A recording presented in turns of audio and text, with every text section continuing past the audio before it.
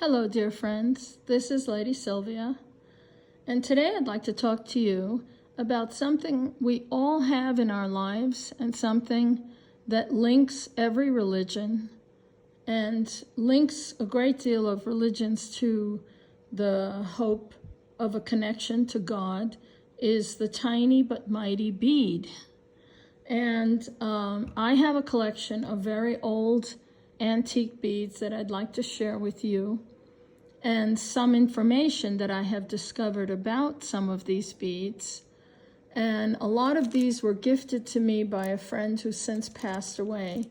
And she was the president of the Los Angeles Button Club, but she also collected beads. And she wasn't interested in beadwork like I am, but she passed these on to me. And I've always kept them, though I really never used them. I somehow just don't want to, once you string it and give it to somebody, I never know if they'll appreciate just how rare and valuable they truly are. And these are very early beads, and they're considered trade beads. Before even man used money, beads were a form of exchange, and all over the world. And when beads were developed in the European countries and glass became a popular method for making beads, they traded them all over the world, and people that had never seen them before prized them greater than gold or diamonds, believe it or not. And you heard the story of how Manhattan was bought, the island of Manhattan was bought for 24 sets of beads. Well, whether that's true or not, Native American people still value beads and use them in all their different artwork. But today I'll just show you a few of my prized beads. These are beautiful glass beads, and they can be anywhere from, who knows, up to 500 to 1,500 years old. They've been traded over and over again, and many people around the world still value them, almost like currency. This is a very early glass bead, and you'll see that some of them are not even. They've been knocked off the cane, very uneven, before they had methods of cutting them very, very evenly. And this is a very early millefiori, meaning millions of flowers. And believe it or not, at first glance, one would assume this is a FEMA clay, but it is not. It is glass. And if you look carefully, you'll see the core, the glass core. And you see how roughly they removed the bead and chopped it off the cane. Here's a smaller version.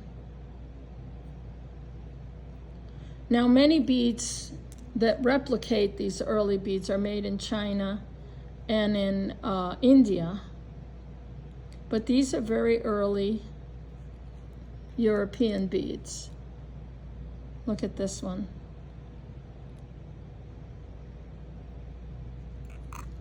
Here's another one.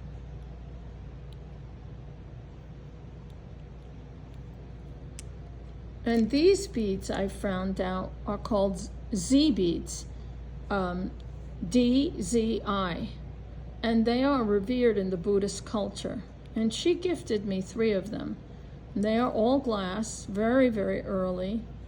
And in the Buddhist religion, these are very valuable and considered very auspicious. And I have, let me see, I have 3 of them. And each of them has these eyes. You see the eye? Well, let me show you.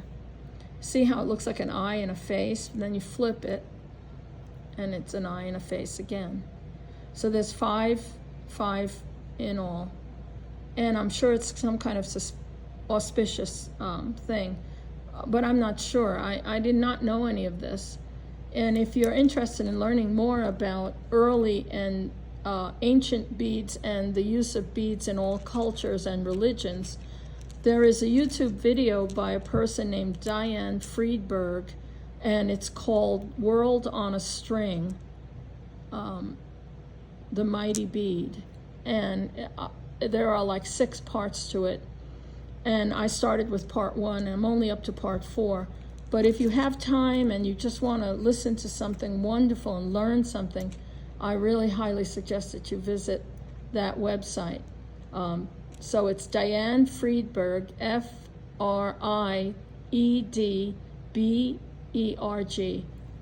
Absolutely phenomenal information on the culture of beads and their use in religions.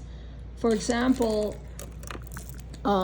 rosaries, which are very, very precious to the Roman Catholics and to other Catholic variations, this is a sterling silver and crystal pair. And beads are used in basically every religion. The funny thing I found out was rosary is, derived from the word rose, and bead, the word bead from the word to pray. Didn't know that either. And then in like the Islamic religions and the Buddhist religions and the Greek Orthodox, you've probably seen people with the worry beads. All those things, I think the ones called mala beads, it means rose. A mala is a rose. Just so much information. I absolutely was mesmerized by all the, and plus the cinematography is off the chain. It's so phenomenal. But these are some of my favorite crystal ones. And then I have this one that I got in Rio de Janeiro. And this is that beautiful statue of Jesus. And I love the multicolored beads. It was very different. And I have this hanging in my bedroom. But anyway, so beads are, part of every culture from the very earliest times when they were made out of shell or bone or wood, whatever people found. And I have always been fascinated by it, and some of the pieces that I've made that I love, and I'll probably gift to some of my friends. This is a piece I made, a collar piece, and those are Swarovski crystal. And it's beautiful amber and gold tones with pearls. Look at the back. The back is just almost pretty much as beautiful as the front. And then I did it in a blue tone, blue and pearl. So here is air blue opal, and then white opal, white pearls. And look at the back. It's all Swarovski crystal with pearls and 4mm. And then I love this one too. This one, these are collars. This one is rose opal in a soft, very soft lavender. You see? And these are lavender Swarovski pearls, and all of the crystals are Swarovski. And then it has a, I believe, yeah, this is sterling clasp. And then, of course, I did a different piece. Let me put it up on here. Get it straight.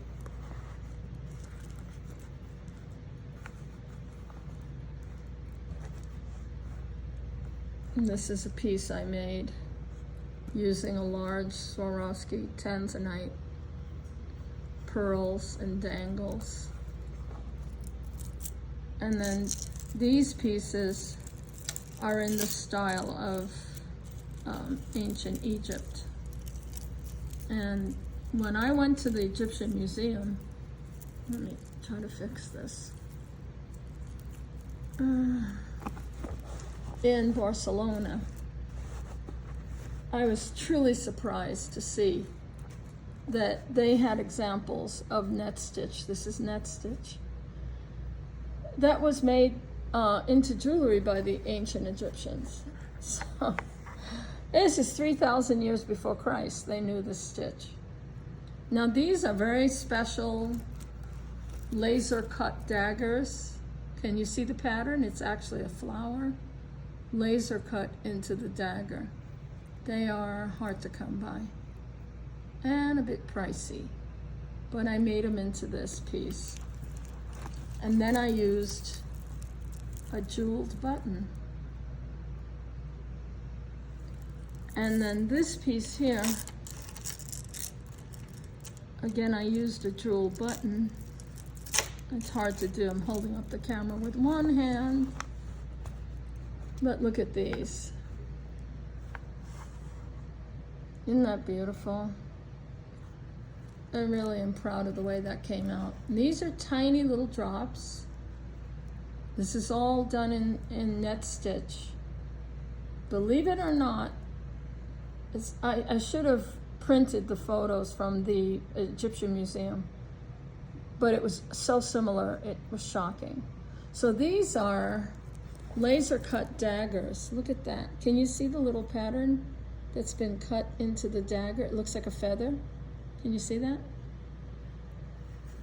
And then in the back, it has a matching frosted crystal button. So these are things that I sent to friends. Whoops, I knocked over my little. And here is Carnelian. Carnelians, this is a sterling silver piece with a carnelian, old carnelian cabochon. And these are carnelian made into little discs and round beads.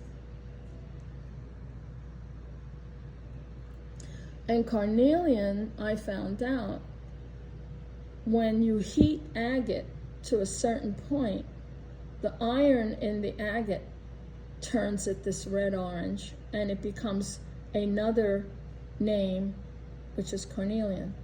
So banded agate, which I have beads of, banded agate is very prized. It's been around for millennia. I didn't know any of this.